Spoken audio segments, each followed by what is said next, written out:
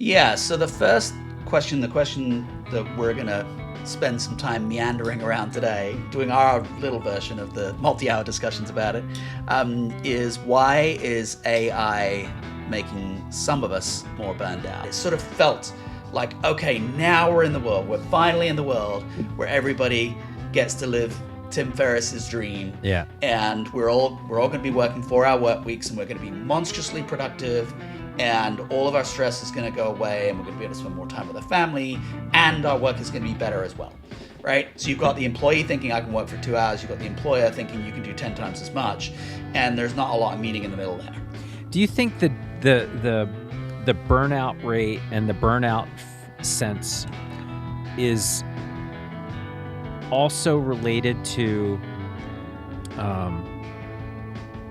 this kind of battle that's happening with people psychologically, where like if you're being asked to use AI and you're also hearing that AI is going to replace you, it's kind of like we've created the robot equivalent of the person that you hire, and like the young kid, you're like, they're here to replace me, I know it, and now I got to train them, like that resentment that would build.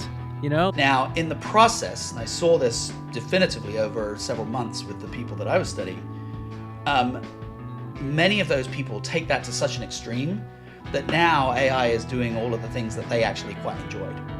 You have literally got people standing up on stage, leaders of AI companies proudly standing up on stage and saying, yeah, companies are going to need 1/4 of the workforce that they needed previously, or 1/5 of the workforce they needed previously.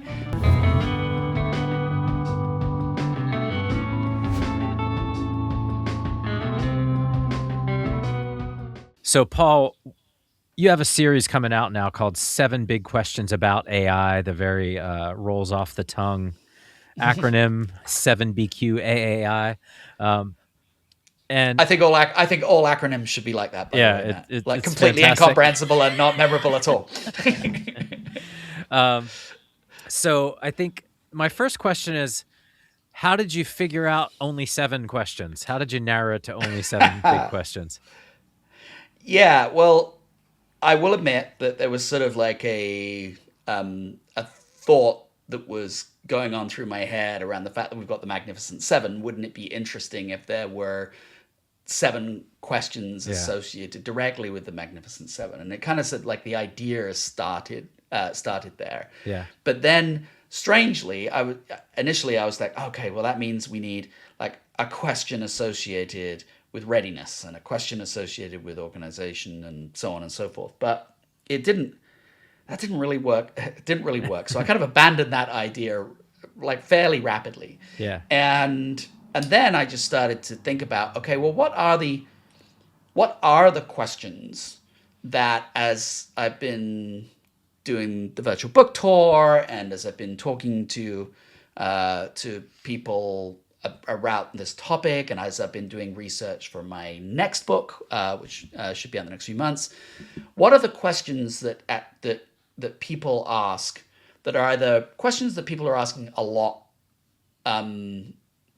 lots of people are asking the same question, but actually more, what are the questions whereby when they ask those questions, the answer is, whew, yeah.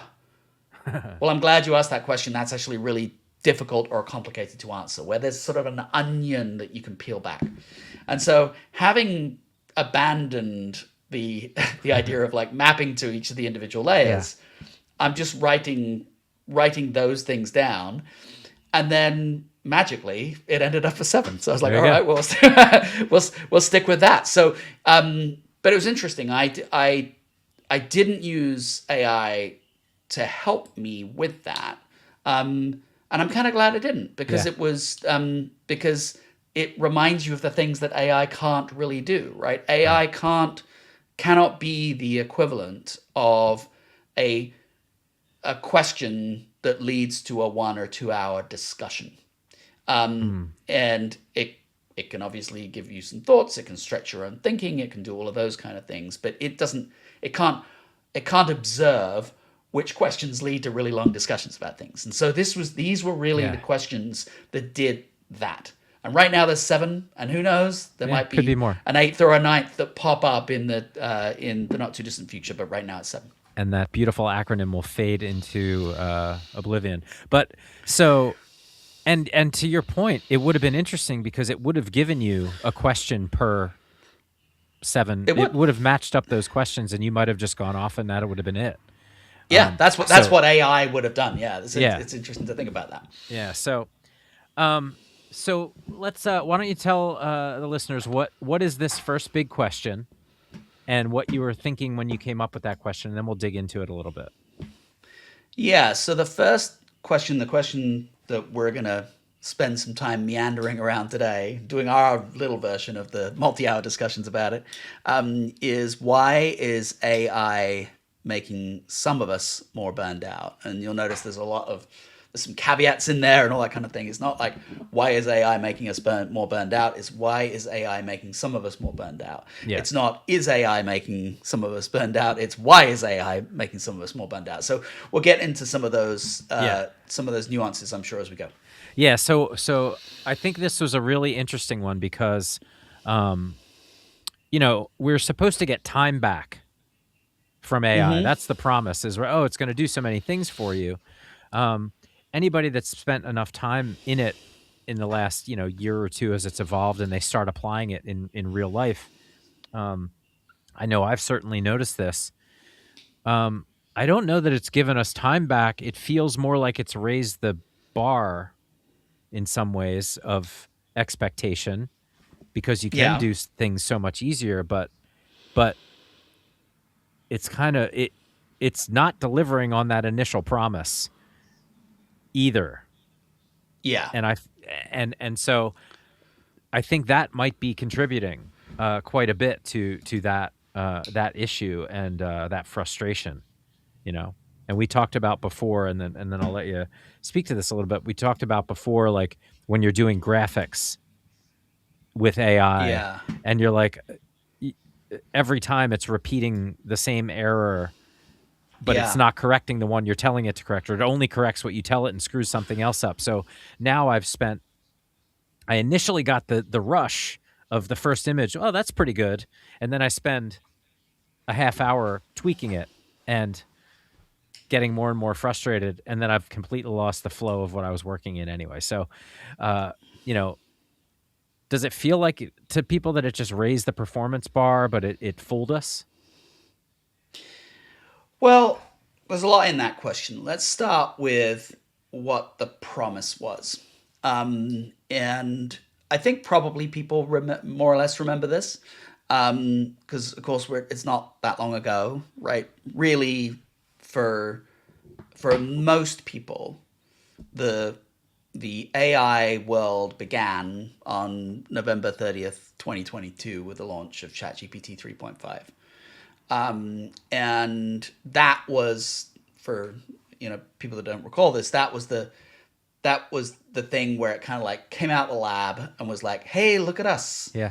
And it felt in that moment as though there was before that date and there was after that date. Rather like, now I'm really going to age myself here, but rather like when Google first appeared, Google the search engine first appeared, and until that we'd been using things like Yahoo's search engine, right, Alta Vista, which itself was seemed pretty impressive, and Ask Jeeves. various Ask Jeeves and crawlers and all that kind of stuff. Yeah. Anyway, yeah. So when Google came out and you could type something in, and you seemed to be able to type more or less anything in, and you got a response back in half a second or something. Yeah.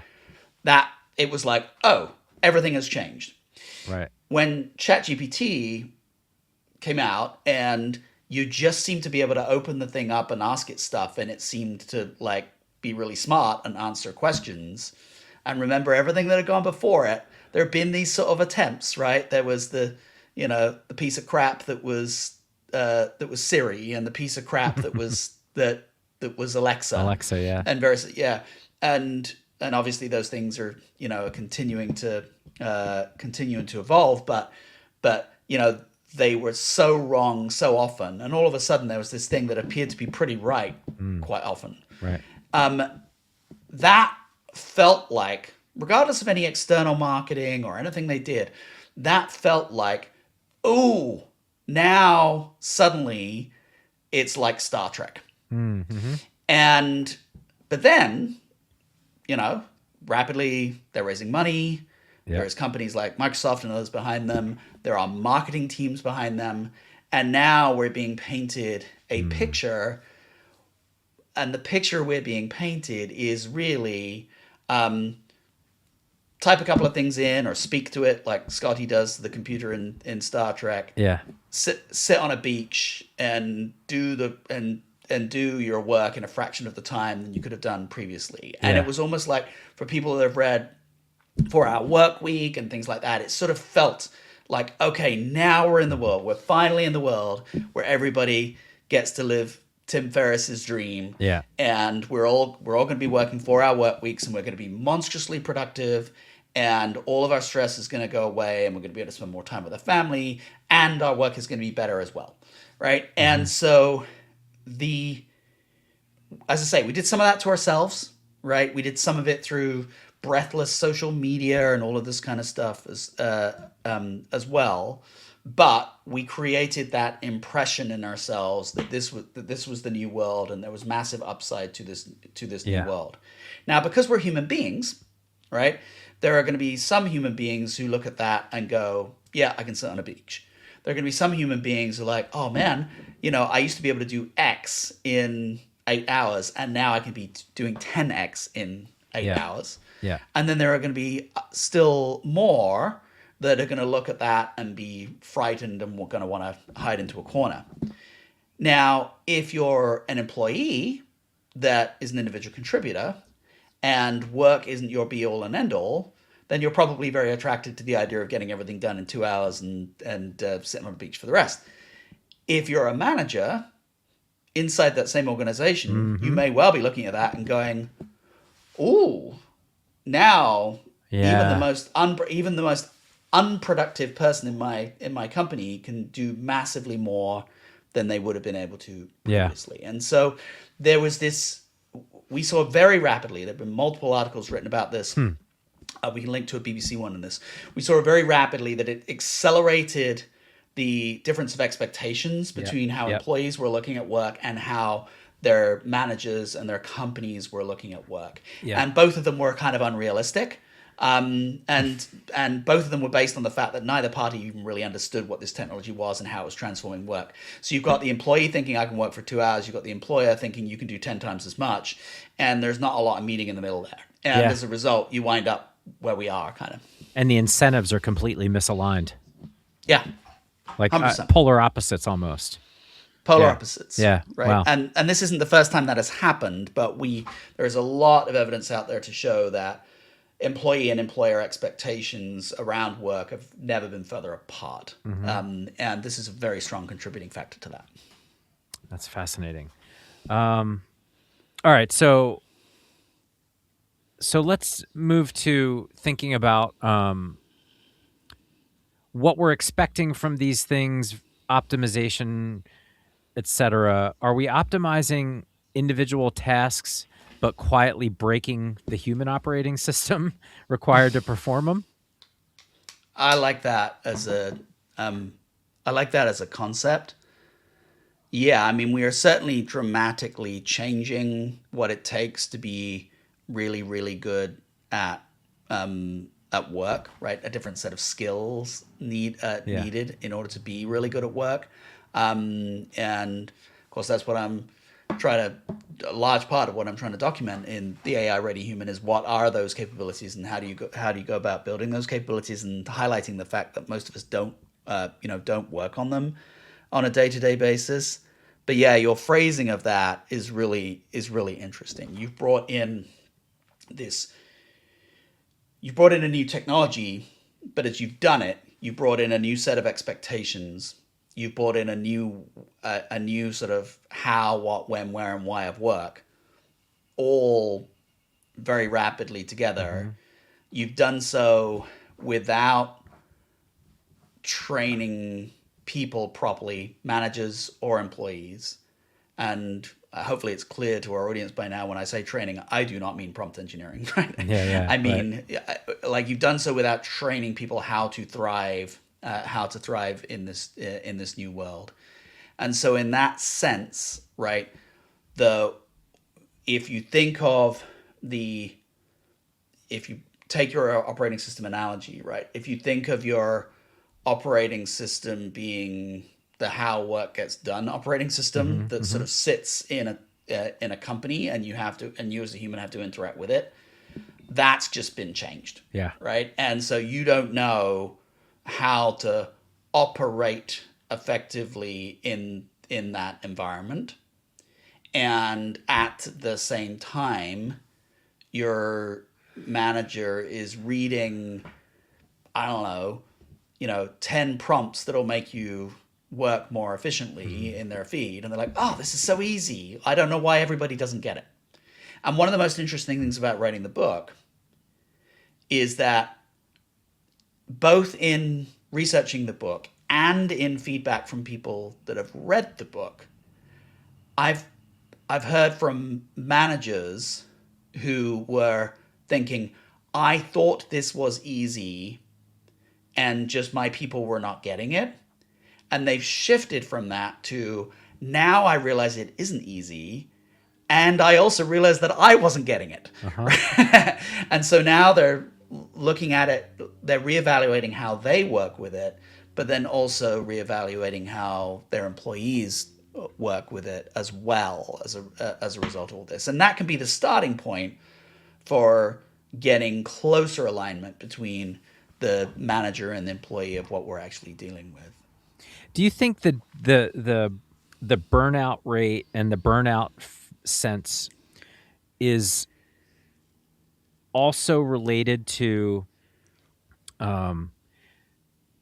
this kind of battle that's happening with people psychologically, where like if you're being asked to use AI and you're also hearing that AI is going to replace you, it's kind of like we've created the robot equivalent of the person that you hire, and like the young kid, you're like, they're here to replace me, I know it, and now I got to train them, like that resentment that would build, like, Yeah.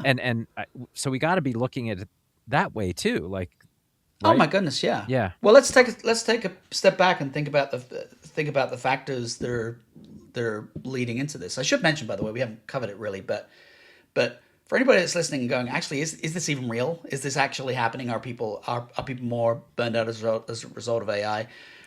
I've written an article about this. We'll put it in the show notes. But there's a definitive answer to that is yes. Yeah. Not everybody, but there are. Yeah. But absolutely, there is the case that AI-driven burnout is a real thing. Yeah. It is happening, and it's happening inside every organization. So if you're in an organization right now, it's happening inside your organization, and there are many contributing factors that are associated with this. One of them is simply that the amount of work that we're doing on a day-to-day basis is more, and humans do have a limit, right? And doing lots and lots of things faster can be more tiring, right? People burned out. You know the classic "I Love Lucy" sketch, on the factory line, right? Yeah. People burned out when they were having to do lots and lots of things in a period of time, and those things sort of felt samey. Well, if you're interacting with AI, then a lot of the stuff you are doing is kind of samey. You see a problem, you go to a prompt, you evaluate what's in the prompt. You having evaluated what's in the prompt, you think of the next prompt, you ask the next prompt, and you're almost like a factory worker interacting back and forth with AI. But yes, you're getting lots done. Getting lots done isn't always excessively motivating in its own right. The second thing is that, and this was fascinating and that I saw in my own research, is that one of the ways in which you can theoretically be most productive with AI is to find all the things, go across all the processes that you do on a day-to-day basis and all the things that you do, and then extract all of those things where AI is as good as you or nearly as good as you, and give all that stuff to AI. Now, in the process, and I saw this definitively over several months with the people that I was studying, um, many of those people take that to such an extreme that now AI is doing all of the things that they actually quite enjoyed. Mm-hmm. And so it's changed the flip of the ratio of stuff that you do at work that you like and stuff that you do at work that you find mundane. And it's increased the amount of stuff that you do that's mundane and got rid of the amount of stuff that you like. And then a third really important factor is what you just alluded to there, which is it's the AI equivalent of the beatings will continue until morale improves. It is the it's it is you have literally got people standing up on stage, leaders of AI companies proudly standing up on stage and saying, yeah, companies are going to need 1/4 of the workforce that they needed previously, or 1/5 of the workforce they needed previously. And people are watching that, right? And then you've got leaders talking incessantly about, okay, we're going to get to 5x or 6x or 10x what we were doing previously, and they see the attrition that's there right now. Even the companies that are not firing people, some of those companies are like, okay, this Julie is retired, we won't replace Julie. Mm-hmm. They see that, and they're not stupid, right? They look at that and go, okay, well, this is the first wave. What's the next wave? Yeah. What's the next wave? Yeah. And so you are, if you're an employee in that environment and you're not getting clear, rational communication from your leadership as to what the strategy is and what the role of the humans in the organization is associated with the strategy, you're going to make up your own stories. And so when you do that, right, if you're a 35-year-old, I don't know, individual contributor or middle manager who was doing pretty well and understood the human relationships inside your company and kind of had an idea as to where you're going to be in 3 years' time or 5 years' time, and now you're looking forward in 5 years going, well, I don't know what the world of work is going to look like, but I don't, nor do I know whether I have a role in it. And I could be looking forward 5 years, and I work super hard every day, and yet I might be sat on my backside watching TV with no ability to be able to do anything meaningful in 3 or 4 or 5 years' time. That's very dispiriting. Yeah. And so lack of motivation, particularly lack of being able to see a good future for yourself, is closely related to burnout. Yeah, that's where I think your book is so great, because it's the answer to dealing with that in a lot of ways. Like, because the other choice is ignore it, like put blinders on and hope you last. It doesn't come for you. Like it's really interesting. I think that's something that really is great about the way you set up your book. So you talked in the article about 2 different ways that people have been using AI, and I'd like to hear a bit more on that, and the time savers versus the quality of work aspect. I thought that was pretty fascinating, because the combination of the two changes the dynamic as well. So well, you know me well enough to know that I have an off-on relationship with the concept of mindset, right? Yeah. And so just because I'm not diminishing mindset in any way, or the power of a growth mindset or anything along those lines, but what I have seen in multiple organizations is the misuse of things like growth mindset and the weaponization of things like growth mindset. But none of that diminishes the fact that the mindset that you bring to work as an individual, how you choose to think about your work, does make a big difference in the results that you drive, the motivation to continue working, and all of that kind of stuff. And also that as humans, with a few exceptions, as humans by and large, we have more control over that than we think we do. And this is very interesting territory, because we know that about 90, at least in the 90% of what we do is driven by sort of underlying brain functions, and then we have this executive function that justifies what we already did. Yeah. But it doesn't mean that the executive function, in other words, how we choose to think about things, can't have an influence in the other direction. And so I was very interested in that, and I was very interested when I was researching the book as to, was there correlation between how people, the mindset that people brought to AI and their use of AI, and what their ultimate relationship was with both AI, work, I guess all three things, right? AI itself, work, and their broader life. Yeah. And correlation and causation, who knows? Who knows exactly what where the chicken and the egg is here? But it is true to say that people, by and large, when they start working with AI, they think of it in one of two different ways. They think of it as primarily as a time saver, namely, sweet, I can get this much done in much less time, or I've got this amount of time and I can get more done. Mm-hmm. It's the productivity view of the world. And then there's this second category of people that are, sweet, I could get a B, but using AI, I can get an A+. Mm-hmm. And by the way, there are going to be people who are listening to this going, "Yeah, I do both. And that's true, right? Mm-hmm. But there is a primary motivator for different kinds of people. And so when I started researching the book, it was just really kind of based on instinct as much as anything else. But I was thinking, I wonder if those people will have different outcomes. Right. And sure enough, when I went to the same groups of people, like several months later,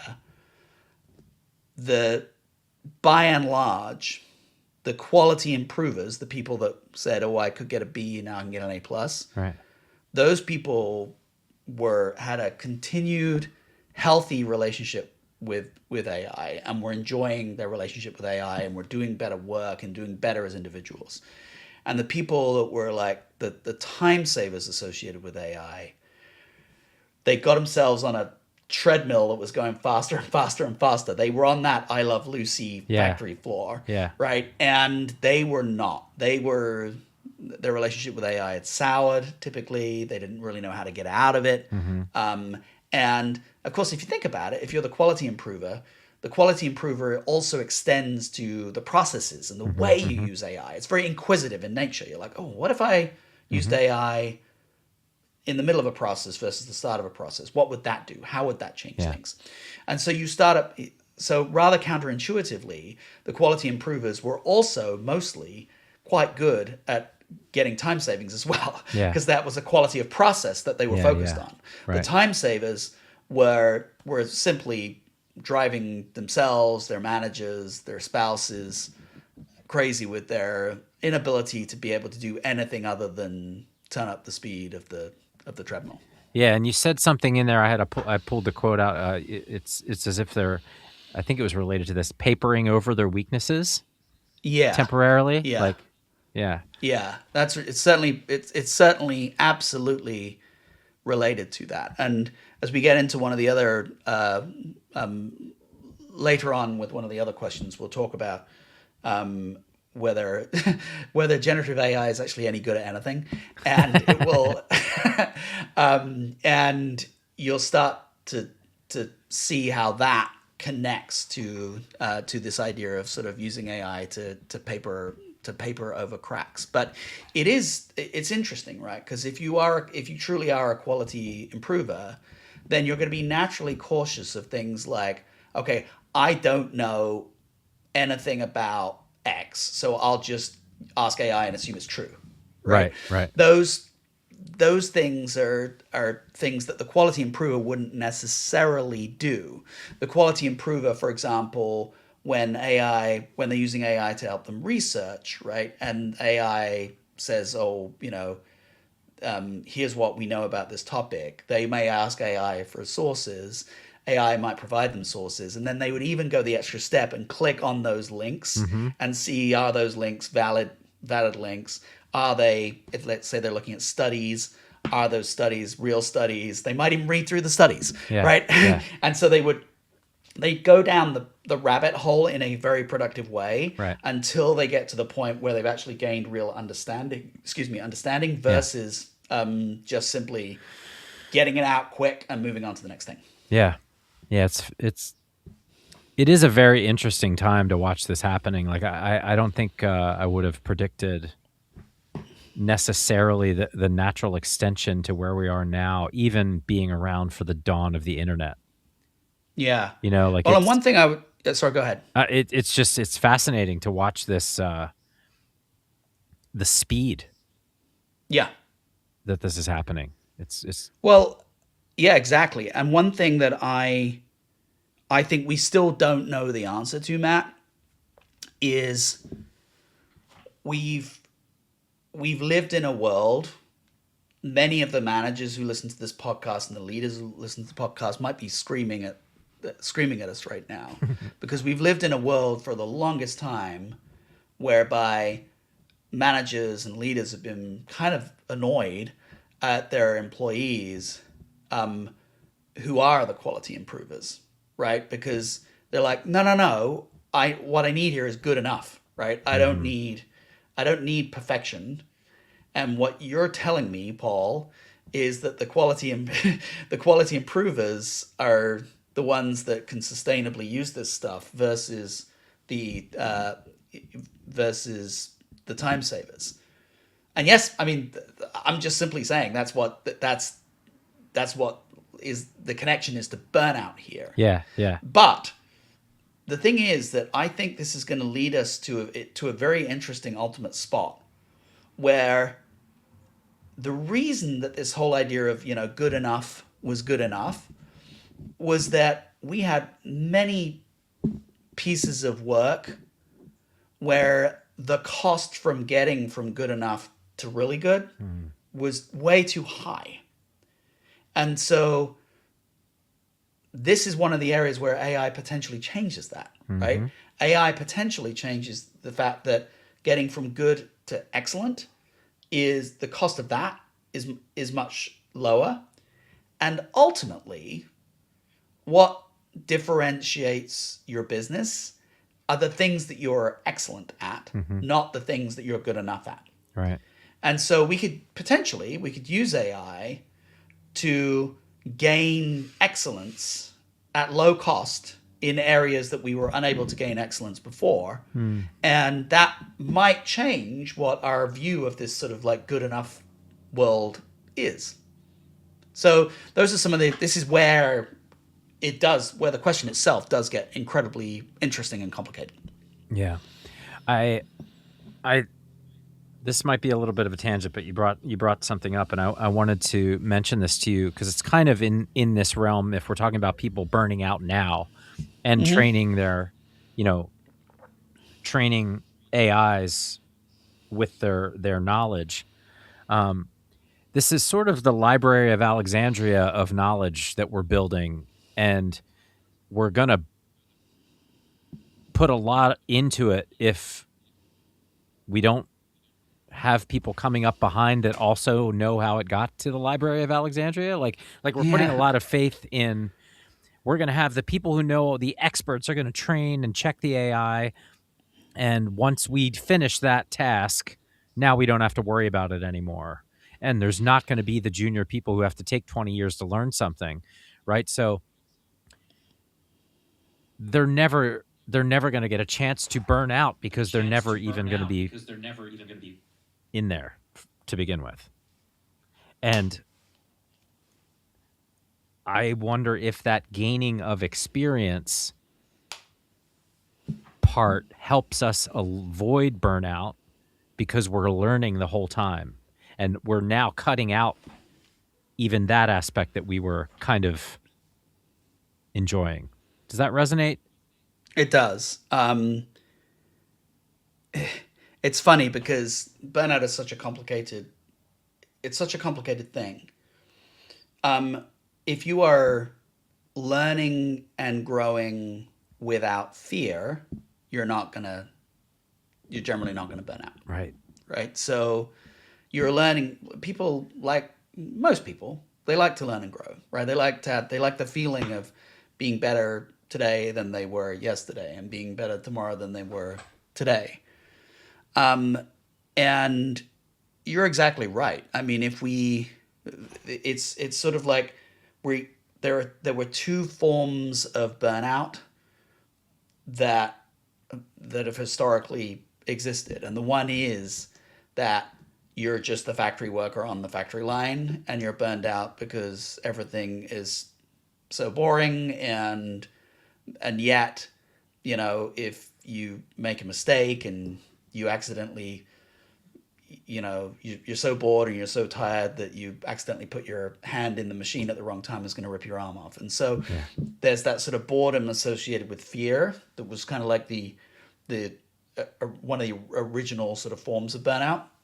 And then today's form of burnout is that you're constantly trying to operate in a world of deep ambiguity Yeah. and uncertainty. You don't know what good looks like. You don't know you don't know if you're working hard enough.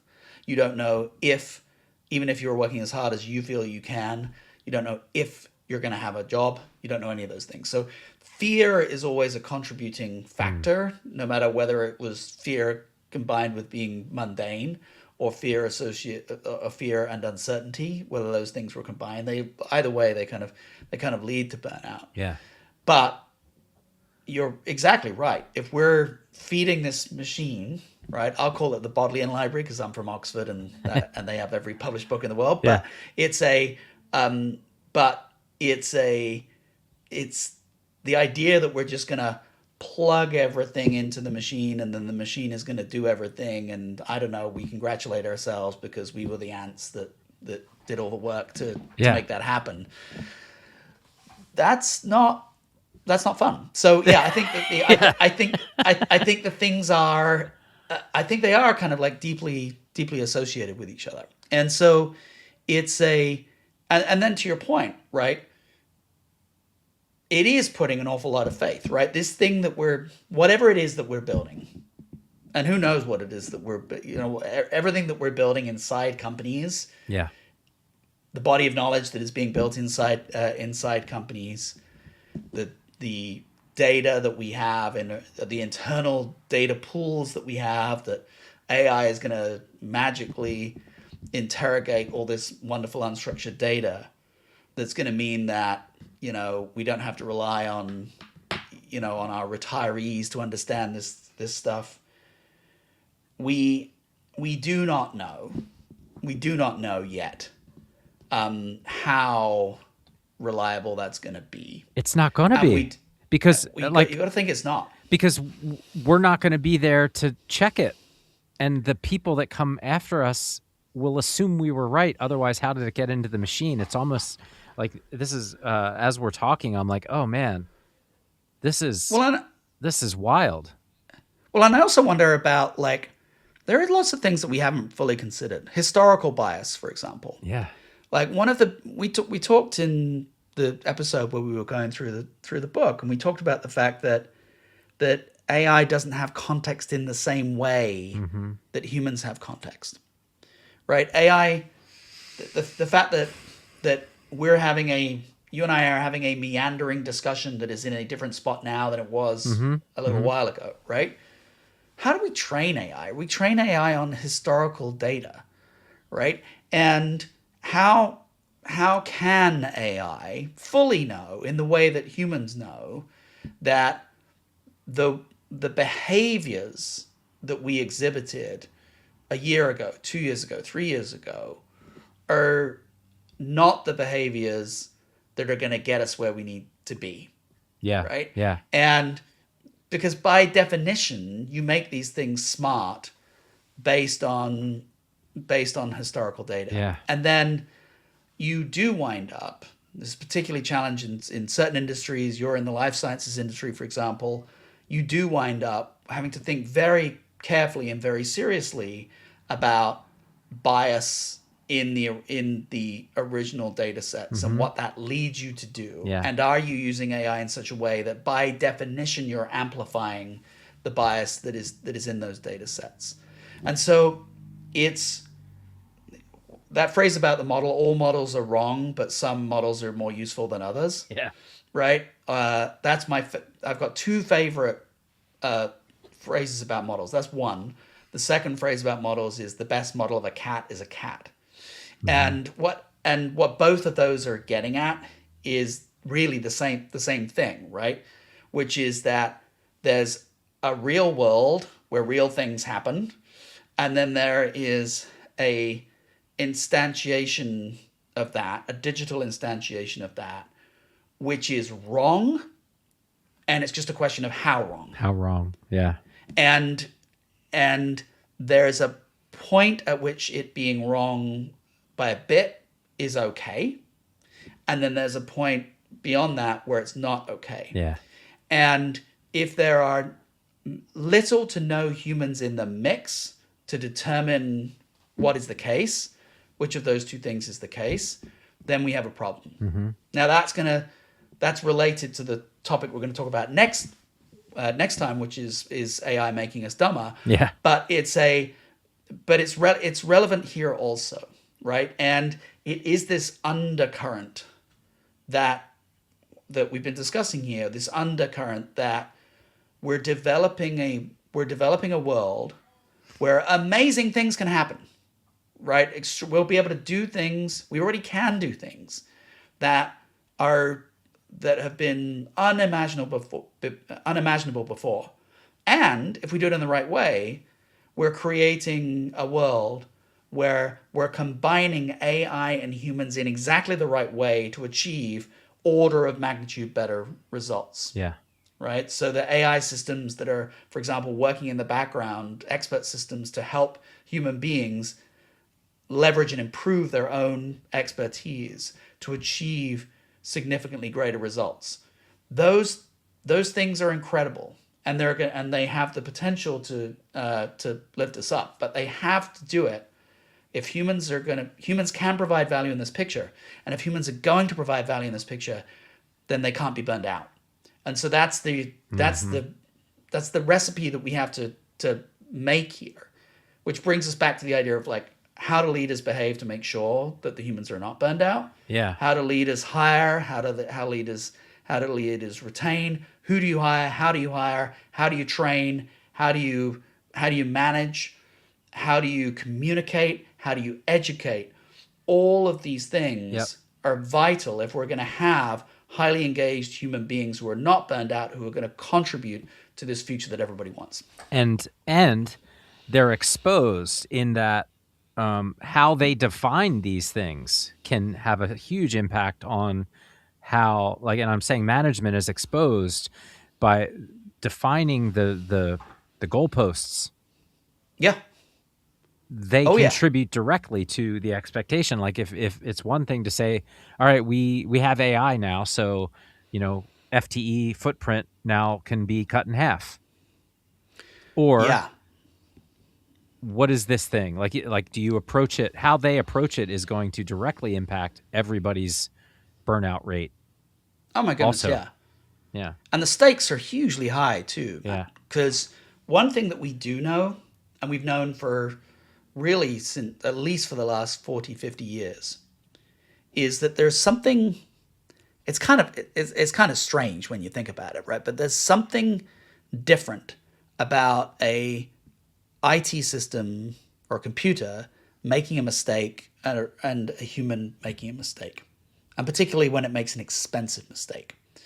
So think about a world where technology has been very, very closely involved in systems that like keep us safe, like the increasing prevalence of self-driving cars, for example. In the round, in general, once we get to a world, particularly once we get to a world where all cars are self-driving, then that's a much more predictable world than where you've got some self-driving cars on the road, you got some people, and you got a bunch of people on the road, some of whom are tired, some of whom are drunk, some of whom are drugged, and that they're all trying to play by the same rules and somehow work things out. That world in which we live today, right? There's lots of car crashes every year, and quite a few people die in those car crashes. But when an autonomous vehicle kills people, that's an entirely different world, right? And the company most likely is going to be held accountable in some way. Society is going to reject it, et cetera, et cetera. I mean, for everything that you think about Tesla and so on, it's not killing 20,000 Tesla self-driving cars are not killing 20,000 people a year. If they were, we would shut it down in an instant. So now take that to sort of the general corporate world. Let's say that you're a senior leader and you decide and you're a senior leader of a company that has safety systems or systems that can like really impact people's lives. That could be their financial security, it could be their health, it could be their education or something like that. But let's say something that's life-threatening, right? So in other words, if something goes wrong in your company, people die. Yeah. Right? If you pull out 40% of your staff, and then a year later, after you've pulled out 40% of your staff, a inappropriately governed or inappropriately transparent AI system, in other words, an AI system that has a lack of transparency, there's a black box, as we often call it, makes a mistake and 3 humans die, what do you think is going to happen to the stock price of your company? Now, a human could make that mistake, and it would be entirely different. Yeah. But because you went through the step of consciously pulling the humans out of the mix, consciously relying on AI and saying we're going to do that because it's going to yield better results, et cetera, and then that fails, and then people die, you're in a world of hurt. So everybody in the organization, whether they're choosing to think about it or not, are dealing with things that are quite risky, and which leads us all the way back to where we're at with burnout, right? Burnout is typically higher when there is immediate risk or risk in the background. Yep. And so there is background risk associated with these decisions that people are making. That could be a background risk of, I fired a bunch of people and then I made a mistake. As we speak here today, Jack Dorsey in his company has decided they're getting rid of about 50% of their staff. That's a can we operate leanly with 50% less people? But then there are the ones where it's like, no, we fired people and then people are suffering. Customers are suffering, or people that we serve are suffering in some way, shape, or form. And then that background risk is something that leads to burnout. Yeah. It strikes me that the responsibility of success has to come both directions. Yeah. Like leadership is on the hook to be educated and understand and have the right expectations, and the teams have to see the big picture, see the value, and try to. It's an incentives thing that you have to choose the right incentive, and if I'm the going to put incentive, my lights on here, Matt. Yes, it's all good. We're getting into darkness. All right, it's very cool. If, all right, if all the incentives aren't in line, or they're the wrong ones, it could really drive burnout. So let's bring it down to sort of a point here. If AI is changing how we work every minute of the day, and we can just accept that we're all forced to think about it at this point, if we're in that world. First, what is it doing to how we actually think? Yeah. And what should we do knowing what we know coming out of this this first part of the big question? What is What is the answer to the big question is my question. So we've gone around this so much, so I'll draw us back to what the question actually was in the first place. So why is AI making some of us more burned out? And I love the way you're closing it down here, because you're like, okay, well, this burnout is clearly related to how we think. We've talked about the fact that the mindset you bring seems to have an impact on this, and then the broader question is what is it doing in terms of how it makes us think? I think there's a couple of dimensions to it. One of which we'll cover next week, which is is it making us dumber? But related to the burnout question specifically, I think what it's doing in terms of how it makes us think is that if we're using it in certain ways, and if the incentives are in our company to use it in those ways, namely, we can all do 10 times what we did previously. So everybody go and remember that phrase, do more with less, right? We've asked you forever to do more with less. This is our tool to allow you to do more with less. If it's framed in that way, in the minds of employees, managers, and so on and so forth, that in itself is a recipe for burnout.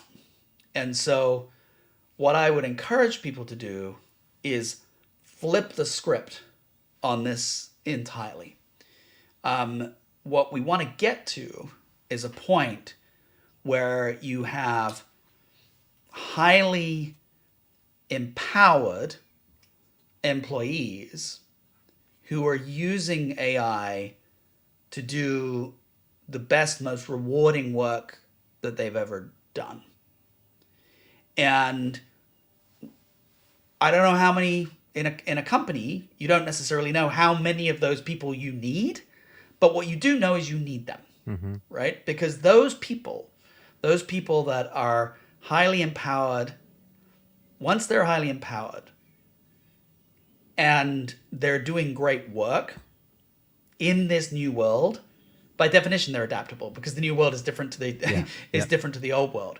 And so what you've got then is like an army of highly adaptable people that then can adapt to wherever the technology is going. And so it comes all the way back to the main theme of the book, I suppose, which is that in order to be successful in this new world, you must be highly adaptable.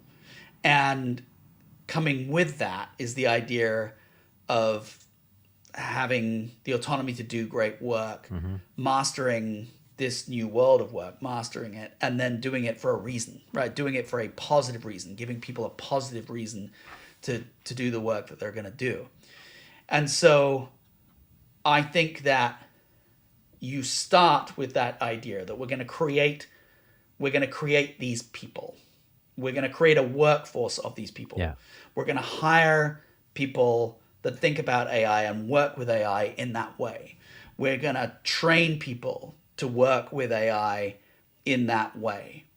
And then that's going to be our collection of people that are going to take our organization to new heights, and in the process take themselves to new heights as well. Yeah. And that's the antithesis of burnout. So it really is sort of a flipping of the script from everybody do more with less to let's create amazingly adapted people that because they're amazingly adaptable, because they have purpose to what they are doing, they are doing more. So you don't start with do more, you start with create the people, and then those people themselves do more. By definition, those people are not burned out. They'll know what to do with the AI instead of being... They will know what to do with the AI. Yeah. Right. Yeah. That's a good place to wrap it. Yeah, exactly. It changes it changes how you think about it. It raises certain things like for example, employee development. It raises that up much more versus some of the other things. Yeah. Well, this has been awesome. I had a great time talking about this. I can't wait for the next 7BQ double AI. And we'll talk to you soon. Thanks, Paul. Yeah. Thank you.